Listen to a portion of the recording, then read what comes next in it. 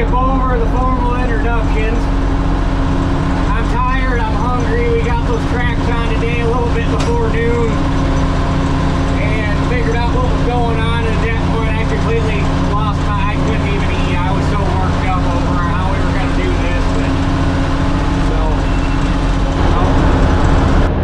Sorry, I had to take a phone call, but anyway, yeah, we're gonna do what we can. Hopefully it goes okay. I mean, it's drier than it was the first time I was out here, so hopefully I don't mark it up this bad. We'll find out here in a second.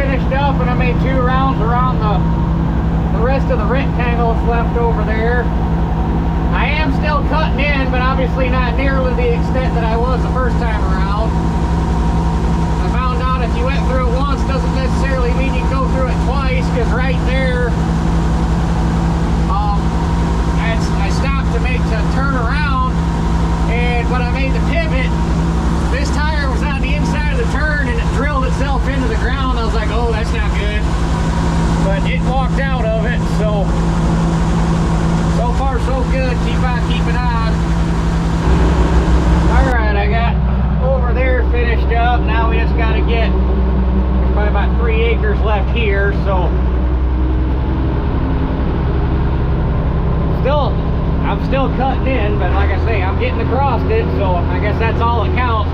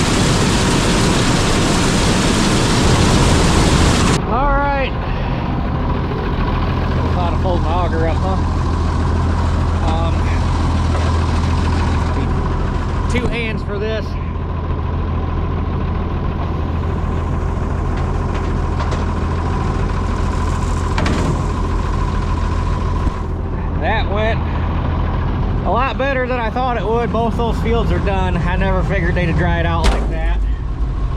I mean, I was still cutting ruts, but at least you could cut ruts and stay moving forward instead of doing the trying to get up out of your holes.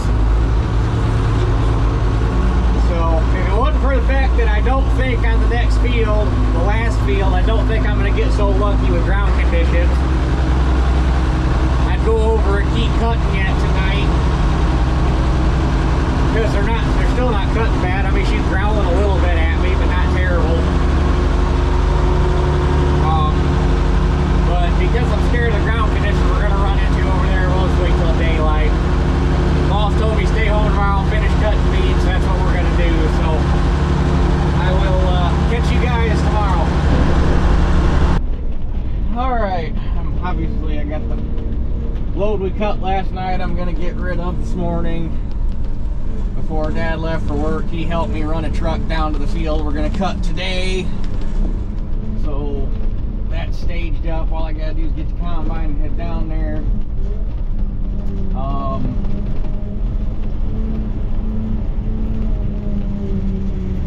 They're loading corn to head over the ground pile now, so that screws traffic up around here. But anyhow, didn't really have any dew last night.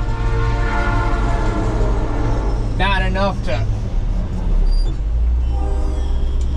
I mean, you can walk across the ground, your boots don't get wet. If you lay your hand on the grass, you can feel a little bit, so it probably didn't affect the beans any. So basically all I got to do is get this emptied, get back to the house, blow the combine off. It's fueled up, ready to go. I shouldn't have to grease it because I didn't cut that many acres yesterday. Take these two home since there's nobody at Mom and Dad's to watch them, and then we can grab the combine and head that way. Hopefully it doesn't come too hard. I don't want to. It's got to be done before this evening because we got rain chances starting this evening, lasting through until about noon tomorrow. So it's got to come this morning.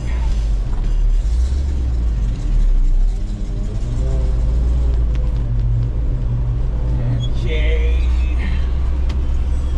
I don't know which pit we're taking beans to. They took my labels away.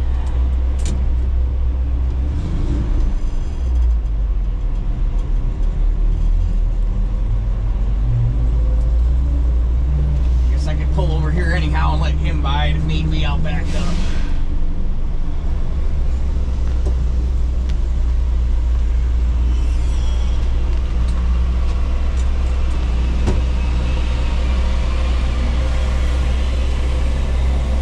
So anyhow, we'll catch you guys when we get back to the field, and when I get these two home, I'll add up everything off of that field and let you know what it ran since it's done.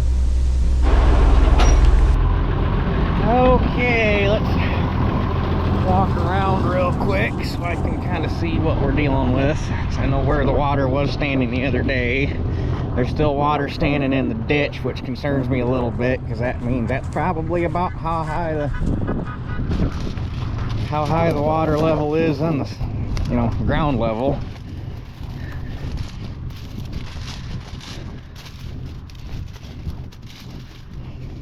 And it's still kind of soft right here, but at least there's no water standing, so I guess we'll see how things go. I'm half tempted with what I got left once I get the ends off to cut them this way, because then I would be cutting, because the wet spots run this way. So if I cut this way, it would suck trying to work them back shut if I did rut it up, but I wouldn't be following the wet spots, I'd be working across them. So I don't know if that's the best plan of action or not. We'll have to see how things go.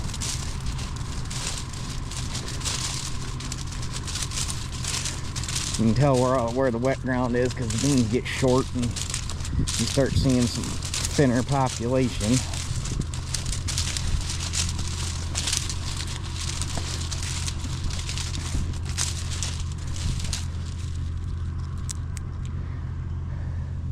I don't know, we'll have to see. I suppose we'll have to see how things go. Start here and see how it goes, and jump across the fence. I don't know, I might go back here first because I'm more concerned about getting stuck over there in that muck hole. And if I get stuck, I'm sitting for a while because there ain't nobody around to come help me get pulled out. So that other field ended up averaging 56.750. It was 56 and some change. There were some drowned out spots up on top of the hill, drew the average down. So, but 56 bushel beans, still nothing to complain about. So anyhow, I guess we'll see what we can do here.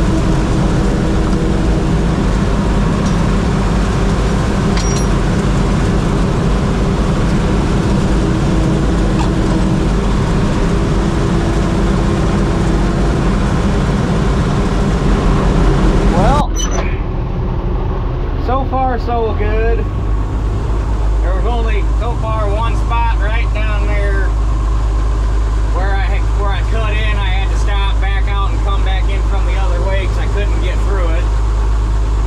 So hopefully that's a good sign.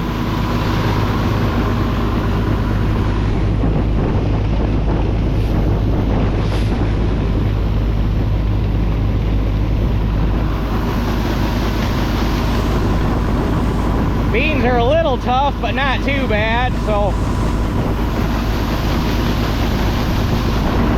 didn't want to wait any longer to get started though, because the longer we wait, the less time we got before that rain gets here. Okay, the front was done without much trouble. I had to cut this side in one direction for a while because if I went downhill, I was cutting in, but you were going downhill, so it would keep going. If you tried to turn around and come back uphill, you get about halfway up and spin out. So I cut ruts going downhill, but so it's done over there. This is the one I'm worried. Well, I'm worried about this one and that one. But I folded my auger back up because at least the first few rounds I want to cut this one in one direction so that I'm coming downhill over here, because there's a big wet hole right here where these trees, right there where those trees start, that I don't think I can get through going uphill, so we shall see.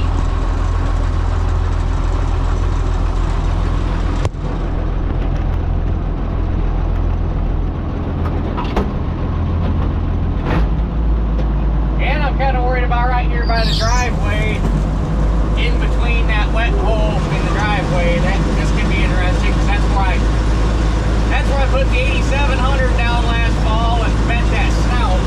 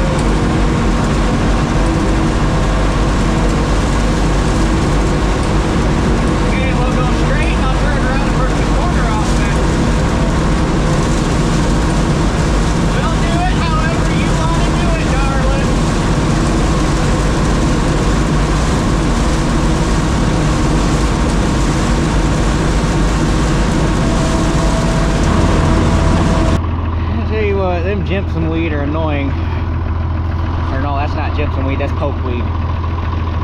And now I just stained my jeans. But anyhow, so far so okay. The only problem, or only spot I'm having issues is right around here, kind of up around that corner, and there's a spot back there in the corner. But this low ground right here is interesting. But that being said, I am kind of impressed with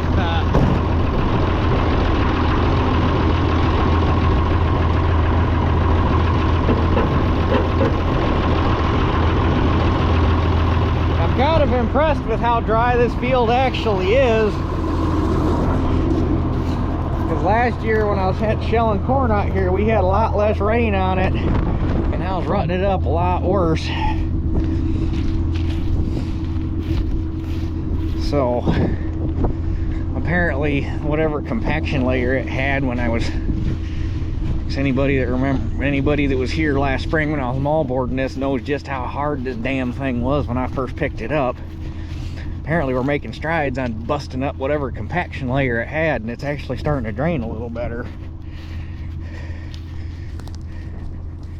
It's still got a ways to go, and the only thing that's going to fix it is tile, but like I say, I'm impressed. I didn't figure we'd be getting over it this easy. But I'm going to take the truck over there, that way I don't got to keep backing and forthing.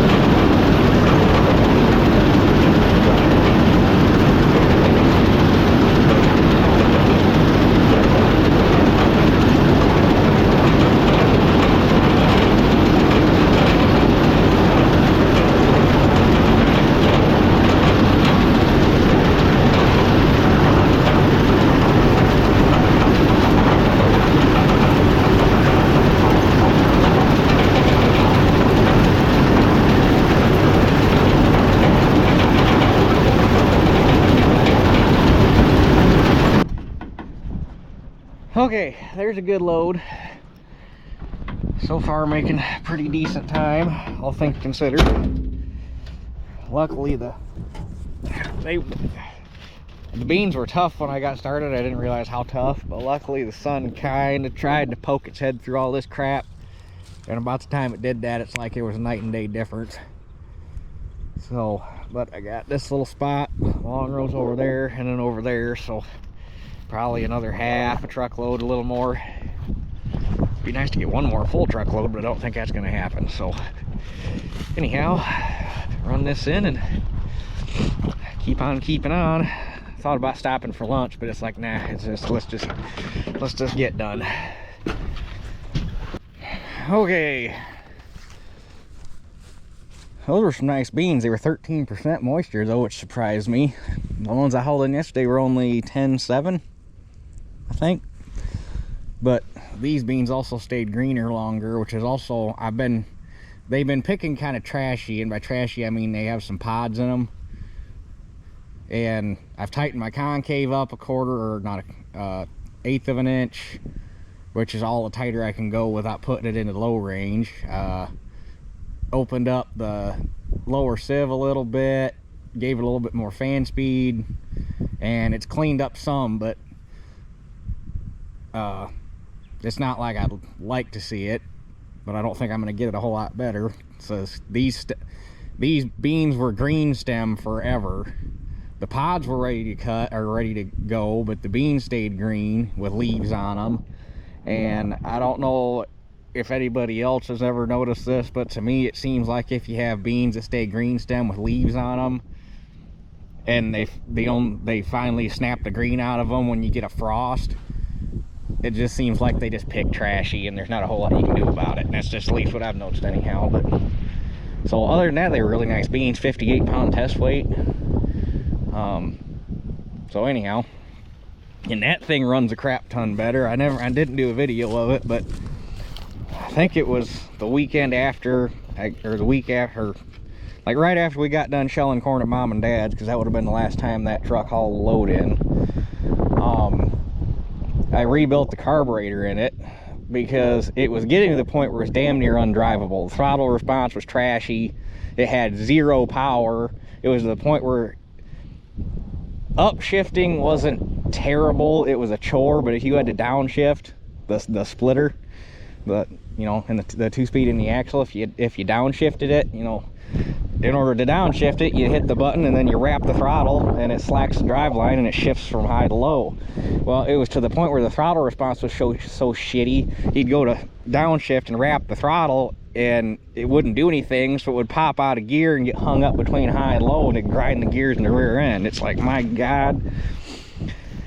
So I tried changing the fuel filter. That didn't do anything. I checked the fuel. It's got a little baby tiny fuel filter in the inlet of the carb. Checked that. It was clean. Tried running it and I was like, okay, maybe the air cleaner is shit. So I took the air cleaner out of it and drove it around without the air cleaner, or took a hot lap around the block without the air cleaner in it. That didn't make a difference. So I was like, finally, okay. I bought a carburetor kit for it. And it was also getting to the point where it was cackling super bad when you downshifted it. Like, I mean, normally V8s always have a little bit of a cackle when you downshift and you use the engine for braking, but I mean, it was terrible. So I get the carb kit, I get the carb off the manifold, and the riser, the base gasket, and I know the base gasket is, I mean, you call it gasket, it's damn near a riser. It's like 3/8 of an inch thick gasket. Was broke in 3 places, and it was basically in 2 pieces. And the carburetor was loose on the manifold, and apparently it had been like that. Apparently somebody had it apart, realized that base gasket was bad, and rather than getting a new one, they decided the best fix was blue RTV on both sides of the flange, and they just RTV sealed the carburetor and everything to the intake. That's the only farmerized thing I've ever found on that truck. It's been taken care of, other than that one dumb thing. If anybody ever takes RTV gasket maker near a carburetor and an intake manifold, shoot them. Stupid. Because, first thing you'd expect was piss poor. I mean, it was like, this is how bad the throttle response was. I mean, it's a little baby 350 with a 4-speed, so she's no speed demon or powerhouse to begin with, but she will pull her little heart out. Like, you're pulling a hill or something, if you stand in it, she will pull. It was getting to the point where if you're pulling a hill and you stood in it, nothing would happen, and it would actually start to lose RPM. So it's like, okay, throttle pump's bad, or accelerator pump's bad, or going bad. Took it all apart. The accelerator pump was working fine. The carburetor was pretty clean. Didn't really find anything out of the ordinary. I mean, it was a little dirty, but other than that, nothing out of the ordinary. I'm pretty sure it was all that damn base gasket. I'm pretty sure it was making the carburetor go lean when you really got into it hard and it started sucking air. And because now she runs like a champ again. Like, you go to pull a hill and you stand in it, it'll start pulling again. But it's one of them deals that happened so slowly, I didn't think I noticed it till it got so bad that you couldn't hardly drive the damn thing. So anyhow, not that anybody cares about that, but that's my carburetor rebuild story for the grain truck. Not that it's a good one, but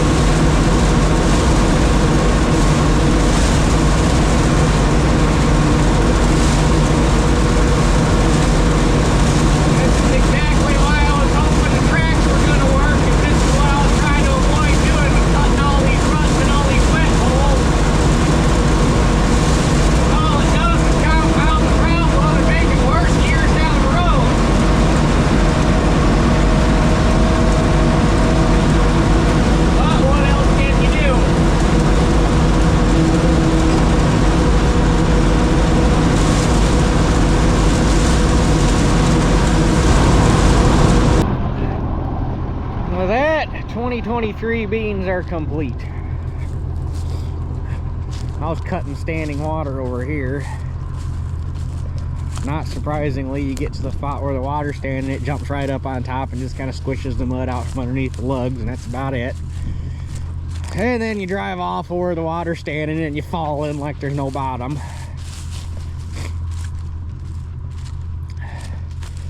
Which stands to reason, because if you want a map of where your compaction problems are in your fields, look at where the water's standing. You don't got to be worried about combining through standing water, because the reason the water's standing there is because there's a compaction problem and it can't get anywhere. You got to be worried about the 30 feet all the way around where the water's standing, because that's where you're going to have a problem. So, anyhow, God, I hate mudding out beans. You end up with, you always end up missing some and running some over, and it's just.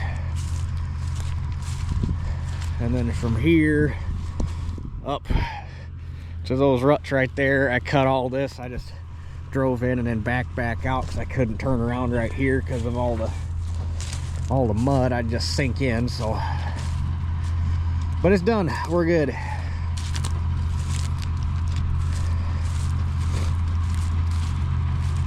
So, what time is it? I'm gonna go ahead and run the combine home, and then Dad can pick me up there and bring me back to get the grain truck, because I promised the guys down at the elevator on the dump that I would bring the dogs with me on the last load, because there's the point down there that when I roll in and I got the dogs, Danielle, the girl that runs the inbound scale, actually announces it over the radio so that they know that I'm coming, that I have dogs. So, because especially Ryan, the superintendent down there, he's always liked Teeter, and he really likes Lily, because he's been trying to breed miniature Aussies, so he thinks she's just cool as shit. So, but anyhow, we'll get that stuff run down to the elevator, and I can tell you where we ended up on this field. Alright, so those two fields together, I wish I could have put those two fields separate, but the way it worked out, it was just easier to just haul everything in together and not try to worry about keeping them separate. So anyhow, those two fields averaged together went 49.13, 663 bushel off of 13.5 acres. So test weight was good. Test weight averaged 58.3. Moisture averaged 12 something. Moisture. Get back to the right year. Moisture averaged 12.1. So not too bad. I wish that was above 50, but I think those 4 outside rounds that we did on that back corner of the big field, I think that really dragged everything down. That's, like I say, that's why I wish you had a yield monitor, because you could throw all that data into a computer, take that 60 feet out, because 60 feet all the way around that field is a pretty good chunk of change, and see what the field was actually running.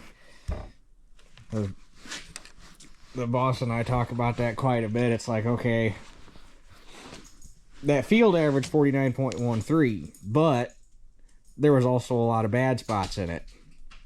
So if you have a yield, or so does that mean you're actually growing 49 bushel beans, or does that mean you're growing 55, 60 bushel beans, and the bad spots drew the whole field average down, which is where yield data, or a good yield map, comes into play, because it's like, okay, at this point, do you look at that number and say, okay, I'm doing something wrong, there's a fertility issue, yada, yada, yada. This year, it was a water issue all the way around, and there was some deer damage in that field. But anyway, so do you look at that, or with only knowing this number and not having yield map, you say, okay, so what could I have done different? Whereas if you have a yield map and you look at it and you say, okay, yeah, these are the bad spots, I know why these are the bad spots, there's nothing there that I can control. It's this number is a number to know, but that number isn't necessarily a number that you want to be making agronomic decisions based off of, as far as like soil fertility or stuff like that, without having a yield map to go with it, is basically so that you can actually get a good idea of what the field actually went, if that makes any sense. But anyhow, that at least takes care of beans. So now we can try to tackle corn. I got 1, 2, 3. Technically 6 fields of corn left, but I count the muck as 1 field, even though it's 2 fields because they're right next to each other. So technically 5 fields left to go, but it's all the big fields. So we'll just have to see how things work out. Need to go over and get the corn head put on the 8700 and see how things are going to work out with that in the tracks. So anyway, with that being said, that's it for this one. I'll catch you guys on the next one.